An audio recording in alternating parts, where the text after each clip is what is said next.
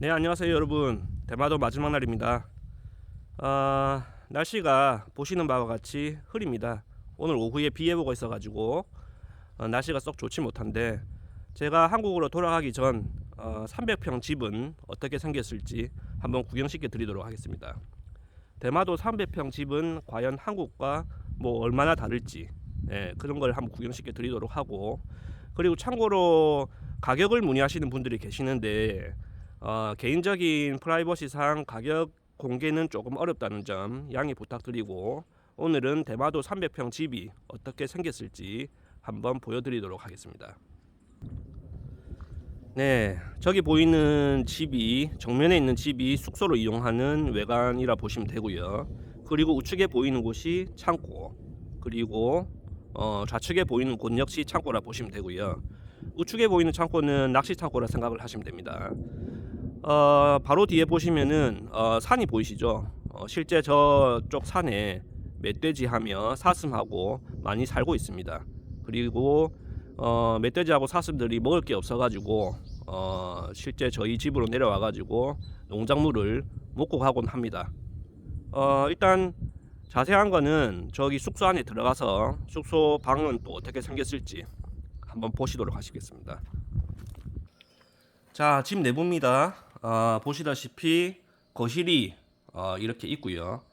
우측으로는 싱크대, 주방이 이렇게 있습니다. 참고로 저기 보이는 주방에 깍두기 보이시죠? 네, 앞전에 저희가 감자전을 드리고 할머니께서 감사하다고 주신 무로 김치 깍두기를 만들고 있습니다. 그리고 네, 좌측에는 저렇게 창문이 있고 안마의자도 있네요. 이제 안으로 한번 들어가 보겠습니다. 네, 저기 TV도 있고요. 그리고 이제 왼쪽으로 들어가 가지고 한 바퀴 돌아올 건데, 총 방은 6개 정도 있다 보시면 됩니다. 아, 4개입니까? 자, 여기에 거실 겸 방, 그리고 이쪽으로 나가는 문도 있고요. 여기가 예전에는 중앙 현관으로 이용했던 곳이고요. 자, 여기에 방이 또 있습니다. 그리고 일본 방에 특징이 있죠. 여러 이제 문이 다다미식으로 이렇게 구성되어 있는데, 여기 우측에도 문이 있고 정면, 좌측에 사방으로 문이 다 있다 보시면 됩니다. 자, 그리고 여기가 마지막 방입니다. 요 보시다시피 끝방에 보면은 텐트가 쳐져 있죠. 우측에도 아주 큰 텐트가 쳐져 있는데요. 지금 이 집이 냉방은 되는데 아직 난방이 안 돼가지고 겨울철에는 부득이하게 지금 텐트로 이렇게 거주를 하고 있습니다. 조금 우풍이 아무래도 좀 있긴 있습니다. 옛날 일본 집이다 보니까. 그리고 왼쪽으로 가면 여기가 화장실입니다. 열면은 요렇게, 네, 화장실이 이렇게 있고요. 그리고 화장실 앞에 이렇게 자그마한 마루 공간도 있습니다. 자, 이제 저 옆에 칸으로 한번 이동하겠습니다. 이 뒤쪽에 보면 또 자그마한 팬트리 공간이 또 있고요. 보시다시피 냉방은 잘 되고 있습니다. 에어컨이 있고요.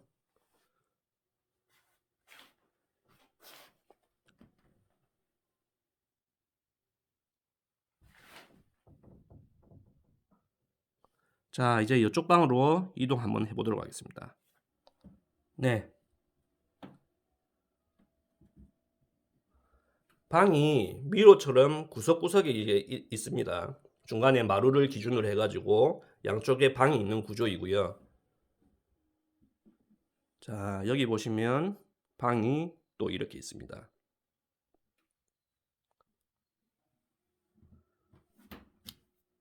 그리고 아까 이쪽은 제가 제일 먼저 소개해드린 방이고요.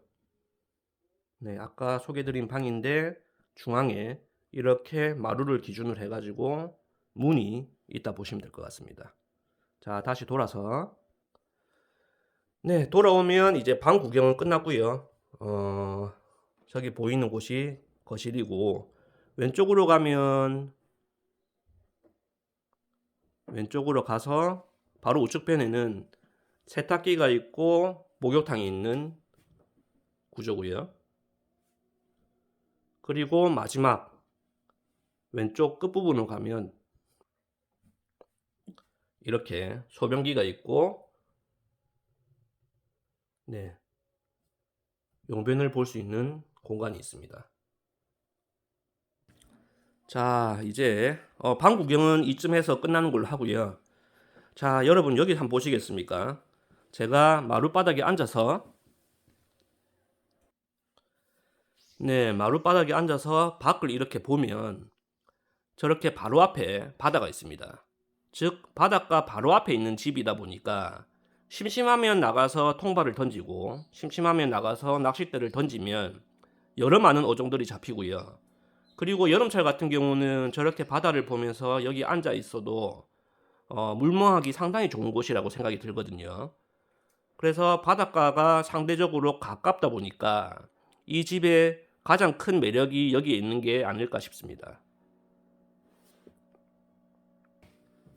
네, 그리고 가기 전 이 할머니께서 주신 무김치 맛있게 해가지고 다음번에 좀 어저께 드린 배추김치가 맛있었을지 모르겠지만 제가 무김치를 맛있게 해서 할머니께 조금 드리도록 하겠습니다. 자, 이제 밖으로 나왔습니다. 왼쪽 편에 보이는 낚시 창고가 있고, 그 우측 편에 보면 야금야금 창고가 또 있습니다. 조금 상태가 안 좋은 좌측 편에 있는 창고부터 해가지고 여기 정면에 보이는 창고까지. 그리고 지금 사슴이 저희 집 쪽으로 종종 내려오곤 하거든요. 그래서 저는 사실 궁금한 게 이쪽 산에서 집 측면 쪽에서 내려오는지 아니면 집 후면 쪽에서 내려오는지 상당히 궁금하고요. 요 집 뒤쪽으로 한번 가면 여기 좌측편에 간단하게 묘종을 심을 수 있는 텃밭이 이렇게 있고, 자, 집 뒤쪽으로 한번 가보도록 하겠습니다. 네, 집 뒤쪽으로 가면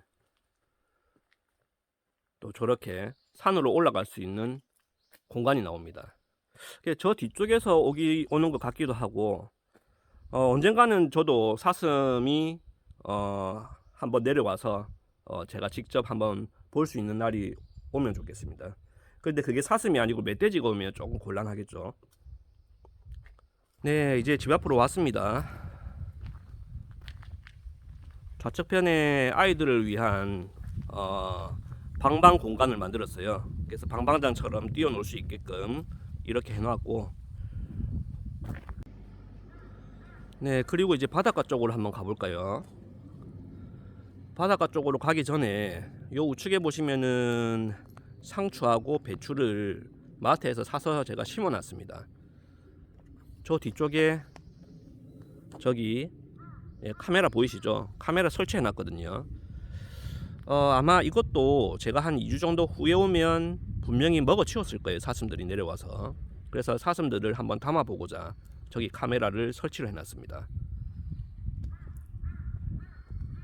그냥 여기 와서 아무것도 안 하고 의자에 앉아가지고 저렇게 물밖을 보며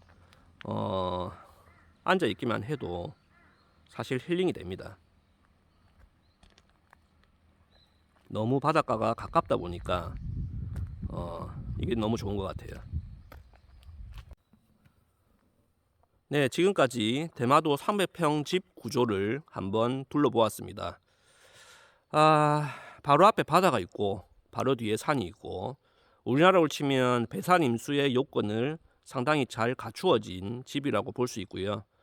집에서 불멍하고 혹은 또 물멍하고 고기 구워 먹고, 때로는 집 앞에 텐트를 쳐서 캠핑도 할 수 있고, 규모 자체가 300평이다 보니까 여러모로 활용 가치가 상당히 높은 집이라고 할 수 있습니다. 네, 오늘 대마도 300평 집 둘러보기 마무리하도록 하겠습니다. 감사합니다.